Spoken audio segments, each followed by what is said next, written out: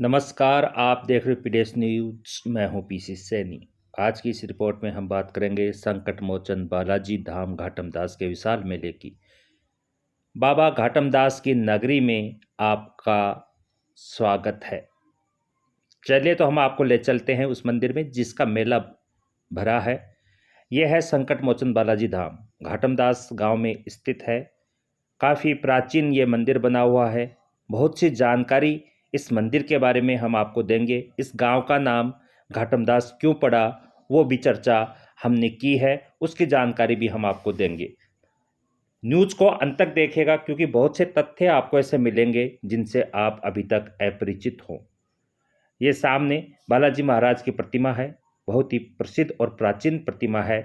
आज ही के दिन इसकी स्थापना हुई थी। इस कारण से हर वर्ष 27 मई को घाटमदास गांव में बालाजी महाराज का मेला लगता है। संकट मोचन बालाजी धाम के नाम से प्रसिद्ध है ये स्थान, जहां हर 27 मई को हर वर्ष एक विशाल मेले का आयोजन होता है। मेले में कई प्रकार की गतिविधियां होती हैं। दंगल होता है, रात्रि सांस्कृतिक कार्यक्रम होता है, दिन में यहाँ पे स्टॉल लगती हैं। दूर दराज से लोग यहाँ पर आते हैं और बालाजी महाराज का आशीर्वाद लेते हैं। इसके साथ साथ ही ऐसे तथ्य भी हम आपको यहाँ पे दिखाएंगे, ऐसी जानकारियाँ हम आपको देंगे जिनको जानकर आपको बहुत ही खुशी होगी। तो चलिए एक बार इस रिपोर्ट को देखते हैं कि यहाँ के लोग क्या कहते हैं, फिर आगे चर्चा करेंगे। धाम बालाजी धाम का घाटमदास में हर साल की 27 मई को बढ़ता है।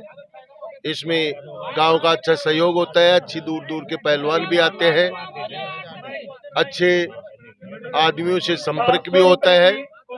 हमारे इस गांव के मेला जो कमेटी है उसका हार्दिक मैं अभिनंदन करता हूं, हार्दिक धन्यवाद देता हूं कि इस मेले की कायमा को बनाए कर रखते हैं। और ये मेला 27 मई तो इस संकट मोचन बालाजी धाम की प्रतिष्ठा की है और उसी प्रतिष्ठा की 27 मई के हिसाब से ये मेला चालू किया गया है।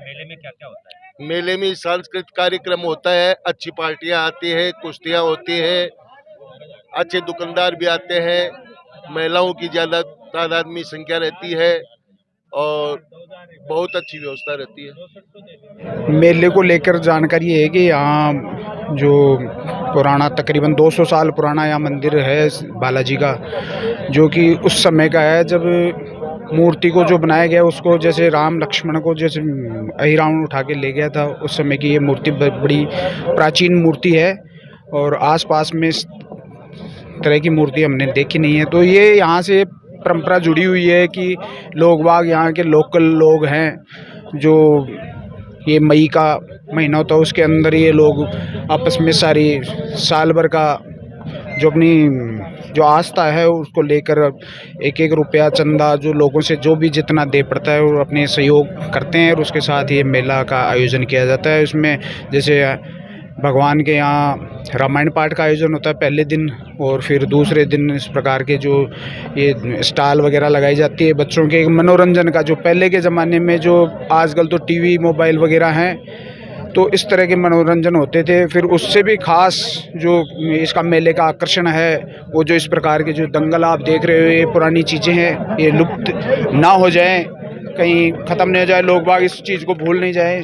गांव वालों ने इसकी परंपरा को बनाए रखा है और ये बहुत ही अच्छी तरह से इसका आयोजन करता है। इसके लिए अलग से उन्होंने मेला कमेटी बनाई रखी है, अलग अलग जो छोटी छोटी कमेटियां बनाकर ये मेले का आयोजन करती है, जिससे मेला काफ़ी सफल होता है और आने वाले यहाँ लोग भगवान का आशीर्वाद प्राप्त करते हैं। सरपंच जी, मेले की तैयारी कब से शुरू करते हैं? मेले की तैयारी तकरीबन महीने सवा महीने पहले शुरू हो जाती है और मेला कमेटी है इसका निर्धारण करती है किस प्रकार से मेले का आयोजन होगा, कितनी कुश्तियाँ कराई जाएगी, कितना हमारे पास कलेक्शन है। उसके अलावा जैसे प्रसाद वगैरह की व्यवस्था, रामायण पाठ और जो अन्य पानी वगैरह की व्यवस्था और साफ़ सुथरी ये जो जगह भी उपलब्ध कराते हैं। और सबकी सोच एक ही रहती है कि मेले का सफल आयोजन हो और आने वाले को किसी प्रकार की तकलीफ नहीं हो। बाहर से काफ़ी लोग दूर दूर से यहाँ आते हैं, क्योंकि काफ़ी पुराने टाइम से ये मेला भर रहा था। पिछले 2 सालों से तो ये कोरोना की वजह से मेले का आयोजन नहीं हो पाया गवर्नमेंट की गाइडलाइन के अनुसार। अब जैसे जैसे ही छूट मिली है तो ग्रामीणों को फिर ये पुराने जो उत्सव है उसको मनाने का मौका मिला है। Thank you sir. ठीक है। पहले हमारे मीडिया कर्मियों के लिए और हमारे जो वीडियोग्राफी करने वाले साथी हैं उनके लिए भी बहुत जोरदार तालियां। ड्रोन कैमरे के साथ यहाँ शूटिंग की जा रही है ये, और जी मीडिया और एक जी न्यूज और पीडीएस जो न्यूज चैनल है उनके पत्रकार साथी हमारे बीच में पधारे हुए हैं। और क्या बात है, हाथ और पैर दोनों ऊंचे एक साथ। ये मुकाबला बहुत ही रोचक मुकाबला होने वाला है। दूसरा और धोई के पहलवानों के बीच में कौन जीता है रेफरी घोषणा करेंगे। रेफरी नाम बताइए। धोई के पहलवान जीत गए। ताली के साथ धोई के पहलवान का स्वागत। मोहन जी धोई के पहलवान थे, आपने ये मुकाबला हमारे बीच में अपनी कुश्ती का प्रदर्शन दिखा रहे हैं। तो कोई फिक्सिंग नहीं हो, कौन जीता है। हरीश जी रामपुरा। एक बात ध्यान रखें, बड़ी कुश्तियों में चिट्ठी। यह है यहाँ की प्राचीन हवेली। बाहर से देखने से लगता है कि ये गढ़ है, क्योंकि इसकी बाहर की जो बनावट है, ये जो दीवार है, ये गढ़ की तरह ही बनी हुई है। अंदर एक बहुत बड़ी प्राचीन हवेली है। यहाँ पर छतरियाँ बनी हुई हैं। वो सारी जानकारी हम आपको बताएंगे कि ये हवेली किसकी है, यहाँ पे जो छतरियाँ बनी हुई हैं वो किसकी हैं। यहाँ पर आपको पादुका चरण और पगले भी मिलेंगे, वो किसके हैं वो भी हम आपको दिखाएंगे। पहले हम आपको इस मेले के अंदर से लेकर चलते हैं इस हवेली में, जहाँ पर हमने जानकारी जुटाई है वही हम आपको दिखाते हैं।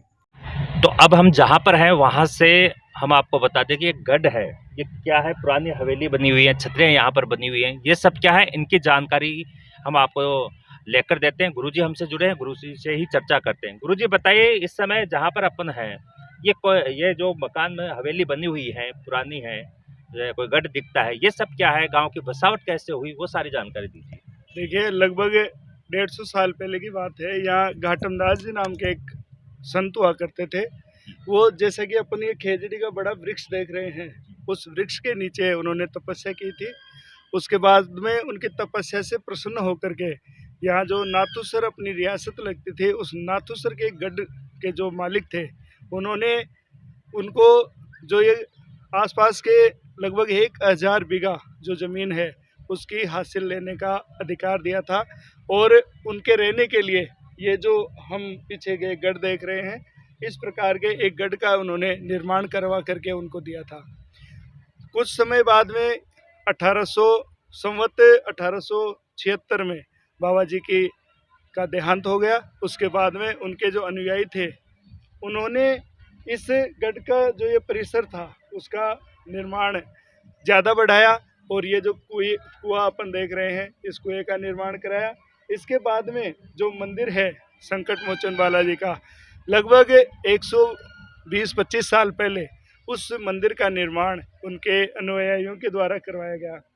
और जो बाबा जी हैं, उनका जो देहावसान हुआ, उनको हम यहाँ ये जो आप छतरियाँ देख रहे हैं, इन छतरियों में यहाँ इनके जो चरण चिन्ह हैं वो यहाँ लगाए गए हैं। इस प्रकार से लगभग 150 साल पुराना ये जो घाटमदास वाली नाम से जो गांव है, ये घाटमदास जी बाबा जी के नाम से बसा हुआ है। इसका ये इतिहास है। गांव के लोगों का जीवन कैसा क्या है? यहाँ मुख्य रूप से पहले कृषि व्यवसाय था। चूँकि अब पानी का जल स्तर गिर चुका है, तो ज़्यादातर लोग जो हैं वो या तो प्रत्येक परिवार में सरकारी नौकरी में हैं यहाँ पे लोग, या फिर जो अपना बाहर जैसे मुंबई है, सूरत है, औरंगाबाद है, इस प्रकार से इन्होंने अपना व्यवसाय स्थापित कर रखा है।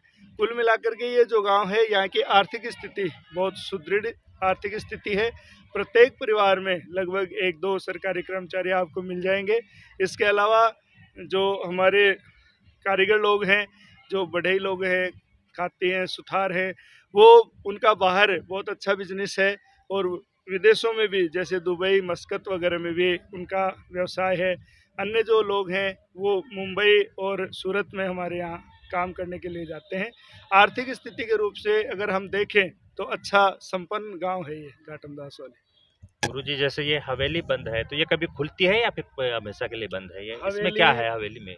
हवेली का लगभग ऐसा है कि अभी इनके जो अंतिम जो दादू पंथ के महंत थे श्री भगवान दास जी, उनका लगभग 7-8 साल पहले देहावसान हो गया और उनके देहावसान के बाद में अक्सर ये हवेली बंद रहने लग गई। लेकिन अब जो उनके अन्य अनुयायी हैं, जो अन्य साथी हैं, उन लोगों ने इस प्रकार की व्यवस्था की है कि इस हवेली में वो गौशाला के रूप में गायें रखते हैं और सुबह और शाम को उन गायों की देखभाल भी करते हैं। पानी के लिए उन्होंने वहाँ एक टैंकर बनवा रखा है, उसमें पानी डलाते हैं और गायों की सेवा भी हो जाती है और ये जो हवेली है वो भी खुल जाती है, इसकी साफ सफाई भी हो जाती है। ऐसी व्यवस्था कर रखी है। थैंक यू गुरुजी, आपने जानकारी दी, बहुत बहुत धन्यवाद। ये जो चरण आप देख रहे हो, ये जो पगला आप देख रहे हो, ये है घाटमदास जी महाराज के, जो यहाँ पर स्थित हैं। यहीं पर इनकी छतरी बनी हुई है और ये उनके चरण यहाँ पर स्थापित हैं। इस रिपोर्ट में इतना ही। मैं मेरे सहयोगी साथी सुरेंद्र के साथ पीसी सैनी, आप देख रहे हो पीडीएस न्यूज़। Thank you.